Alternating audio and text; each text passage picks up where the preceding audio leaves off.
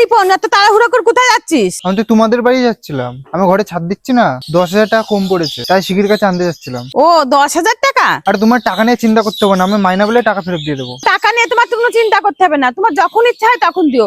বন্ধু হয়ে যদি বন্ধুর এটুকু উপকার নাই করে তাহলে বন্ধু কিসের? কি হয়েছে রে? আরে আমার টাকার বিশাল দরকার, তুই যদি দিতিস তাহলে সামনের মাসে তো শোধ করে দিতাম। আরে এই ব্যাপার, তুই 2 মিনিট দাঁড়া, আমি এক্ষুনি আসছি। তুই রাস্তায় দাঁড়ায় রয়েছিস, চ বাড়ি চা, বাড়ি গিয়ে চা করছিস, চা খাবি আয়। তুই কি করছিস রে? আরে রিপনের ফোন পেতে টাকা মারছি। তুই কি পাগল? যে যখন বলবে তার তখনই টাকা দিয়ে দিতে হবে? তোর নিজের ভবিষ্যৎ বলে কিছু নাই, একটু কিকটেমি করা শেখ। ঠিক আছে, আমি গিয়ে দেখছি কি করা যায়। আরে রিপন, কি বলবো, আমার ফোন পেতে টাকা ছিল, কালকে রাত্রিরই কিস্তির টাকা কেটেছে, টাকা নেই, এখন কি করব বলতো? আরে ফোন পেতে টাকা নেই তাই কি হয়েছে? আলমারিতে গিয়ে দেখ না টাকা আছে নাকি। এত দূর থেকে তোর বন্ধুটা এসেছে, একটু তো সাহায্য কর। আচ্ছা ঠিক আছে, আমি গিয়ে আলমারিতে দেখছি টাকা আছে নাকি।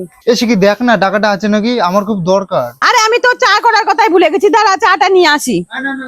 আরে দাঁড়া না বস, আমি নিয়ে আসছি। তুই কি করছিস? তুমি তো বললে ক্যাশ টাকা দিতি। তুই টাকা দিচ্ছিস কেন? ঘরের মধ্যে সব সোনা দানা আছে, সেগুলোও দিয়ে আগে যা। 2-3 বার বন্ধু যখন টাকা দেবে না তখন টাকা দাও টাকা দাও টাকা দাও করে যাবি।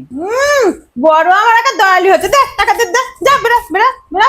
আরে রিপন, কিছু মনে করিস না, আমি না আলমারিতে টাকাটা পালাম না, মনে হয় কেউ নিয়ে চলে গিয়েছে। তোর টাকা পয়সা কি হয়েছে? দেখ গে, জামা প্যান্ট কিনে ফুর্তি করে উড়াই দিয়েছিস মনে হয়। কি বলছো তুমি? ঠিকই বলছি, তোর বন্ধু অত দূর থেকে এসছে টাকার জন্য, আর তুই টাকা না দিয়ে তাকে ফিরিয়ে দিবি? শোন শিখি, তোর কাছ থেকে আমি এটা আশা করিনি। তুই যখন টাকা দিবি না আমাকে 2-3 ঘন্টা বসে রাখলি কেন? আমি তো ওই টাইমে অন্য বন্ধুর কাছেও ফোন করতে পারতাম। তুই কি জানিস বিপদে বললে বন্ধু চিনা যায়, আর আজকে আমি তোর চিনলাম।